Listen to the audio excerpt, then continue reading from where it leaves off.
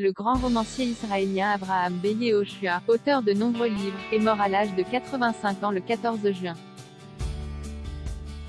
L'occasion de revenir sur sa vie et son œuvre, alors que vient de paraître en France son roman La fille unique, aux éditions Grasset. Depuis toujours engagé en politique dans le camp des colons, défenseur, avec son ami Amos Oz, d'un processus de paix avec les Palestiniens, sa position avait évolué depuis quelque temps vers la création d'un seul État. Toujours, même s'il critiquait les orthodoxes et habitait la ville libérale de Haïfa, il s'est intéressé à l'influence des religions, y voyant un élément décisif pour la résolution d'un conflit qui, semble-t-il, reste pour l'instant sans issue. Une famille juive de la diaspora, ce roman, La fille unique, met en scène, dans une grande ville du nord de l'Italie, à l'aube des années 2000, une adorable petite fille nommée Rachele Luzzatto, née dans une famille juive de la diaspora, dont certains membres, comme sa mère ou son grand-père, se sont convertis au christianisme. Son père, en revanche, tient dur comme fer à ses origines hébraïques. Le roman s'ouvre d'ailleurs sur l'interdiction paternelle pour Rachele de participer, à l'école, à un spectacle de Noël pour enfants, où elle aurait tenu le rôle de la Vierge Marie. Rachele est un peu la voix derrière laquelle le romancier se dissimule pour poser les questions qui fâchent, révélant les contradictions des adultes prisonniers de leurs préjugés. Rachele serait presque une sorte de Zazie de Raymond Queneau, obsédée, non par le métro, mais par la religion.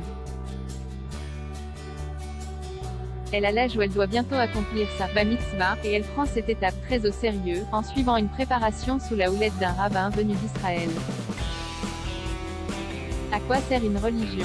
Tout, dans La fille unique, converge vers Rachele, centre de l'attention générale, petite fée dans le monde merveilleux de l'enfance. Yehoshua joue à fond ses cartes de la naïveté et de la transparence, pour aborder ses thèmes de prédilection. À travers son jeune personnage, il se demande en filigrane, sans jamais insister, à quoi sert une religion, ce qu'elle apporte, si elle est une garantie de bonheur ici-bas.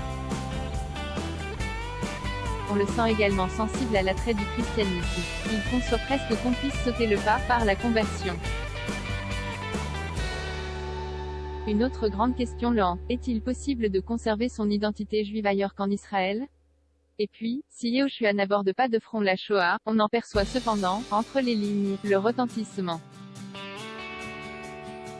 Derrière la légèreté de ce roman souvent espiègle, du moins en apparence, perce une réelle gravité, ne serait-ce qu'avec la maladie diagnostiquée chez le père de Rachele, une tumeur au cerveau qu'il faudra opérer. Yehoshua a écrit cette histoire en sachant que lui-même était malade, et qu'il allait sans doute mourir bientôt.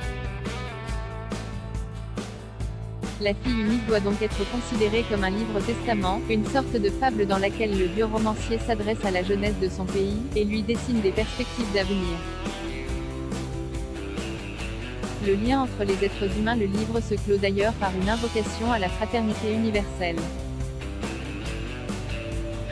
Le père de Rachele mourra peut-être, mais Rachele pourra toujours compter sur ses semblables pour faire front, et en particulier sur sa famille.